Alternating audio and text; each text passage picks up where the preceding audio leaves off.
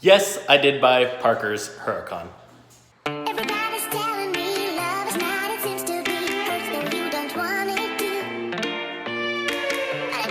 to. So why did I buy Parker's Huracan? So if you haven't seen my channel, if you don't know me, I used to have a Huracan myself, and then I went to an Aventador SV, and now I'm going back to a Huracan. And a lot of people were asking me, because a lot of people figured out from my Instagram posts that I did buy this, or they saw it somewhere else online. And they're asking me, well, why would you go back to a Huracan? Do you not have the money to continue to go up? A lot of people thought I was going to buy a hypercar, which, disclaimer, I'm not in the financial situation to buy a hypercar anytime soon. It'll be a stupid decision. So why did I buy a pretty high mileage Huracan instead after having an Aventador SV?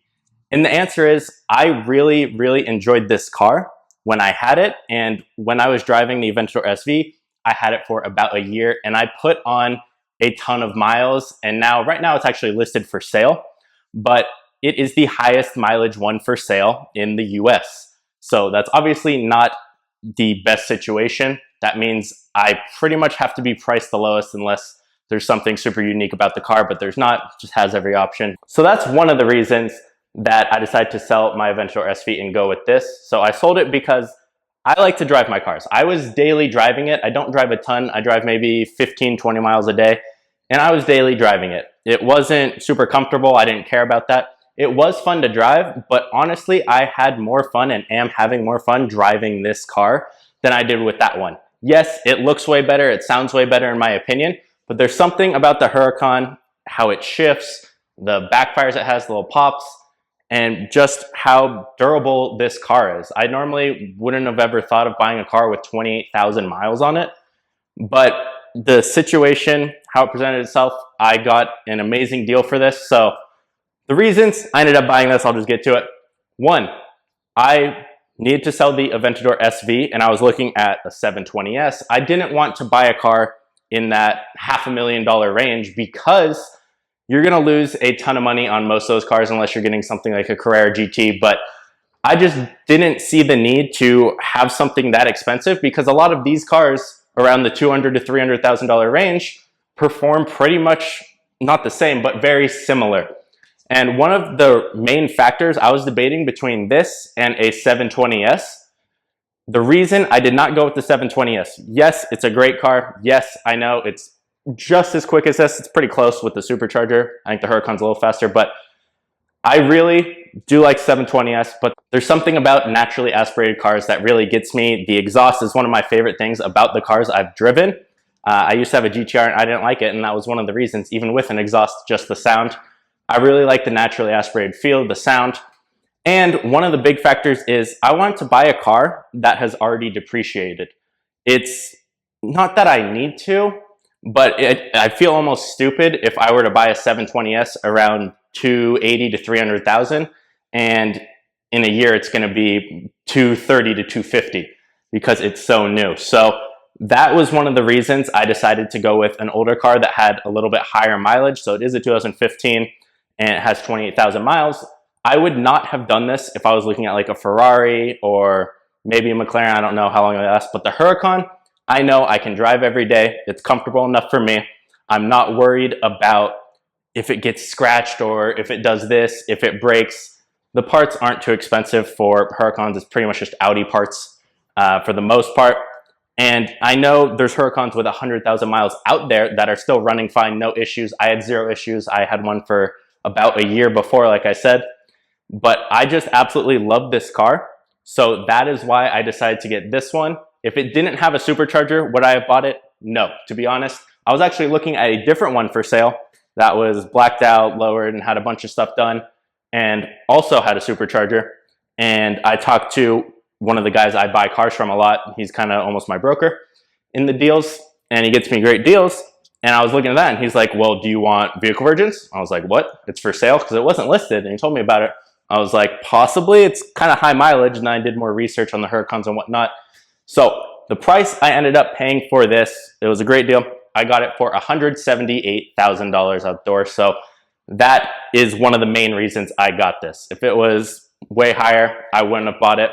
One of the things I wanted to do, like I said, is not take a ton of depreciation on the car. So like the Aventador I had, the SV, I got it for $470, which was a really good deal at the time because it had every option. It had like 2,000 miles on it. It was a 16, had warranty still and everything, and ended up buying it for $470. And right now it's listed for $420, and that's over about a year. So you can see that big hit of depreciation. Whereas with this, it's $178. That's what cars without mods go for at around this mileage on Huracans. Not to mention, this has a body kit, the hood, the exhaust, the supercharger itself is $30,000. So that is one of the big reasons I got this car. And like I said, it was an amazing deal. Now, am I just going to get this car and slap? No, there's a lot of things I'm currently changing. I'm not planning on just keeping only a Huracan. So I have a Huracan and I have a Range Rover SVR right now. I've had that for about a year and a half now. I absolutely love that car. I'm keeping that for a while. At least I think I will. I'm not going to promise anything, but plan on keeping that car. One of my goals was to start to build out a garage. So I am purchasing a new house that is a higher price tag than the one I'm in now. Doing paperwork now, but I should be in that in a couple months. It's getting a bunch of construction done, and then I will be moving to that. It's a bigger house, bigger driveway. So I will be trying to build out a garage. So I want to have another car around the same range. Might be a 720S, depending on the prices, what they do. I like 600 LT, but like I said, they're too new. They're going to take a huge hit. So I'm looking at other cars that might go well with this. Ferrari F12 is an option.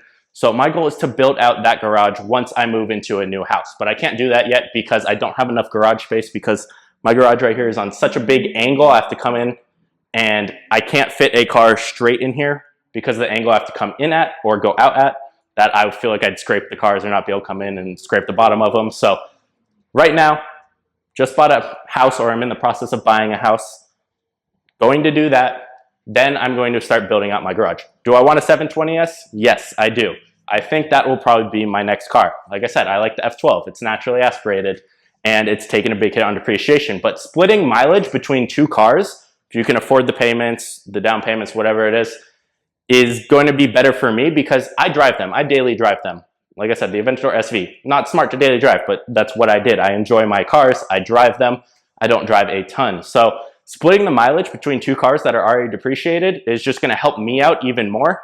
And what you have to look at when buying cars of this value, obviously it's going to be different with lower priced cars, but when you're buying cars of this value, you can't look at, oh, I'm spending $200,000 on a car, because you're not. A lot of times people are financing it. Let's say you have $50,000 down and you finance the rest. It doesn't matter really the price of the car. It matters the cost of it over the life you own it. So like I said, let's say I own this car for 2 years. I put 10,000 mileage on it and it loses $10,000 in value. Well, for me to drive this car, obviously not including maintenance, insurance, and everything else, just the value of it cost me $10,000. So $10,000 to drive a $250,000 car for 2 years is not bad in my opinion. So if I split the mileage between two cars of that value that are already depreciated, time isn't too much of a factor. If it's an older car, like I said, a 2015, then it's going to be even less money lost. So the reason I bought this isn't because I can't afford the payments. My payment on the Aventador SV, because I put a good amount down, was $3,700. I can afford that payment. My house payment's $2,800.